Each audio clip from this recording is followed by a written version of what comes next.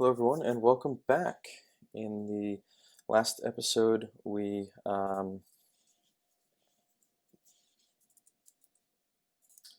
just show you here. We added this little link uh, menu item to our detail view of the particular club that we're viewing, and we are at the moment just logging out what team URL we have associated with it as it gets clicked here. So I also went ahead and just updated our soccer tile model to actually have that field in it, and then went ahead and populated all that data that we were creating in the main activity. And today we're just going to go ahead and actually navigate the user away from our application here. So the way we navigate our user, or within the system, whether it's within our own application to our application to another application, or in this case we're going to move to the web, which is another application. We use the intents objects that the system provides for us. So we're going to take a look at the constructors here. Traditionally, we were using the context and then class to actually navigate within the same application. However, this time we're going to do the StringURI constructor. So the intent.action underscore, there's a tremendous amount of strings here that you can essentially launch and try to notify the system that you want to do something. For instance, like send to or send, I think has to do with launching them to an application that can support sending mail, so like a Gmail or Outlook or one of those kind of applications. But the basic one, and the one that we're going to use in this case, is just action view.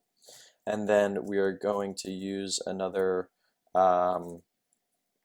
object here called the URI, and we're going to invoke the StaticParse function here, which requires a string. And in this case, we're actually just going to go ahead and pass the soccer tile team URL.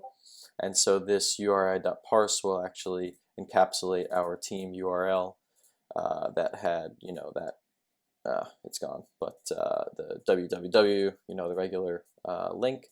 And so if we go ahead and click on a particular team and we click on this, of course, we actually have to start that activity and pass in our intent. Sorry, I just created the intent. But if we go ahead and select a particular team and then click on their little globe icon here, we're actually going to tell the system, hey, we want to go visit what exists in here. And in our case, it's going to be a URL, mancity.com. So then the system throws or fires an intent that says, hey, who can handle this action view option that this user is requesting? And in this case, we have Google Chrome to do that. So it went ahead and launched Chrome and passed in this information, which was the URL that you see. I don't know, it's not there anymore, but you could see it up here. And then if the user actually navigates back, they go backwards into your application. So now there's kind of the system understanding of the backstack, not just within your application, but within multiple applications. And so this is kind of, just a nifty thing that gets attached to, this ability for the system to bring the user into another application or deep link them there. So that is pretty straightforward to basically just launch, the user into any URL. You can just literally do it this way, one line of code. So we're going to build off of this idea here of the menu item, and we're going to go ahead and add like a little heart for favorites, but we want the outlined heart, and then we want the filled in heart for if they're unfavorited or favorited. So we're going to go ahead and grab our vector asset again. We're going to select clip art. We're going to go ahead and click this little thing, and I believe, yes, so it's called favorite and favorite border, right? So you can see how these are traditionally two different icons. Okay, so you select let's just say favorite, and we're just going to say favorite 24dp. And then unfortunately you can only do this one at a time, so you kind of have to go back. Favorite border, I'm also just going to make it round because I made the other one round. Minor differences in the UI, but it doesn't do anything. It just literally rounds like this bottom instead of having it be a little bit more pointy. So favorite, let's just call it outline because that's what they used and it makes sense. So favorite outline, 24 dp, all black. You saw me do it in the last video, but I went into the actual asset itself. It's an XML file, specifically a vector asset, as you can tell from here. And I kind of changed a few things around. I don't like how they apply this tint on the asset, because the asset under the hood technically is white at the moment. But there's nothing wrong with it being white. You can tint it the other way. I just traditionally set them to black and then tint them if I need to. But that's why I'm kind of just modifying a few things in here that I don't like the system doing. But just know it's really not the end of the world. It's more so just a habit for me. And yeah, it's quite amazing that this path data right here is the whole reason that this looks the way that it does. You can actually read this somehow. Let's see if I change something. I don't know. What did I do? Oh, look at that. Yeah, so now you got like a broken heart. And now that bows out too much. Yeah, so it's pretty amazing. You can read about it and see how this actually translates to this, but it's not the scope of this video for sure. So we're going to go ahead and add another item here. Again, that's just Command D on the highlighted region, and we're going to say favorite. And once we change it, you'll see.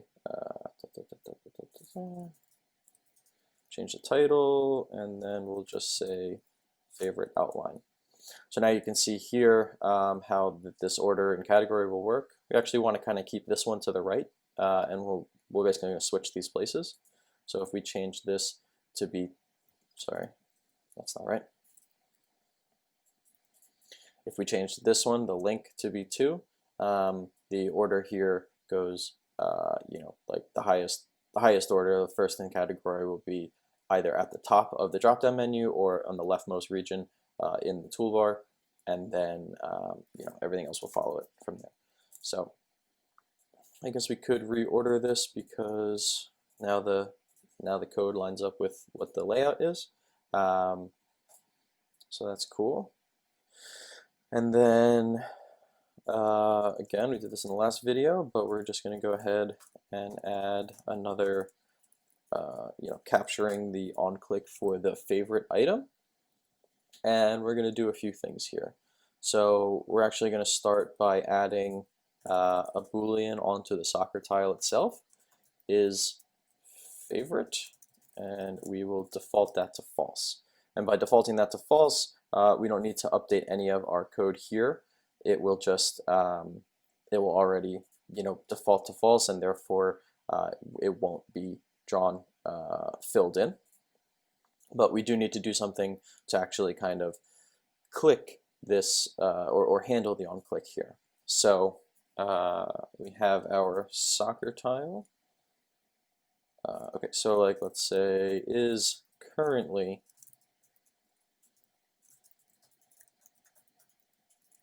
favorited.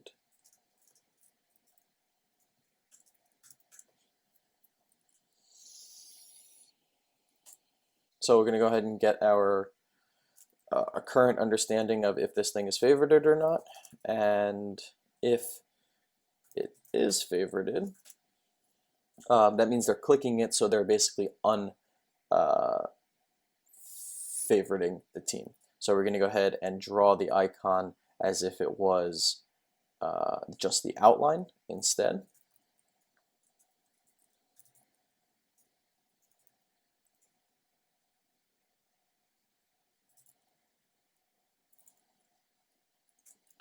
We're going to set our icon r dot drawable outline. Otherwise, we're going to set it to just be the favorite.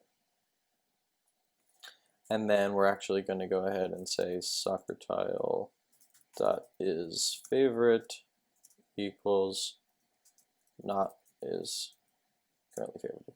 So I need to change that, but at this moment in time, we're just going to fetch what is the current status of the item being favorited. We're going to go ahead and set the corresponding icon based upon that. And then we're going to flip the flag so that our data mimics the UI. And this is telling us here that we need to, that the val cannot be reassigned. So we need to go ahead and change that from a val to a var. And then we should be good to go. So let's run it and see what happens.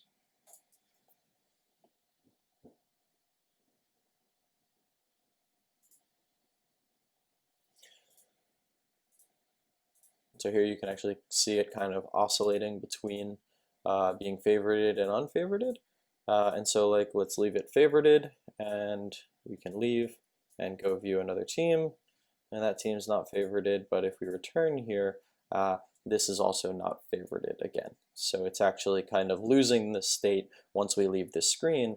And that's because here we're modifying a soccer tile object that is passed in from the intent. And the that soccer tile list exists in the main activity, not in the detail activity. We're just looking at one in particular, but we're also not necessarily updating this tile list that exists. So when the user changes this state here to be, is favorited, we're not actually reflecting that change to this list here, the Manchester United object that lives here. So in order to do that, we're going to have to go ahead and create basically a soccer tile list that exists within the scope of both this screen and this screen, so that it can be seen, or it can be modified by both screens, and it will display the correct data associated with it. One last thing that we need to do here is we need to actually handle, if it is favorited at the moment, setting it to a particular, setting the icon to be this filled in state instead, because right now this always draws the menu with the unfilled state. So we need to check upon entering the screen if our soccer tile that we've got from the previous screen is favorited, that we need to actually draw the correct one. So I'm actually just going to go ahead and do that in here in the onCreate options menu, so that we don't run into any issues with runtime issues. So menu, get item, let's do find item so that we can find it by ID, r.id menu item favorite. If it is favorited, go ahead and set the icon to our IC favorited, the filled in one. Otherwise, it's just going to go ahead and default to the outlined version. So again, we come in here, everything was initialized to false. We're setting that true in this case, and then we're coming back in, and you would expect this thing to be filled in.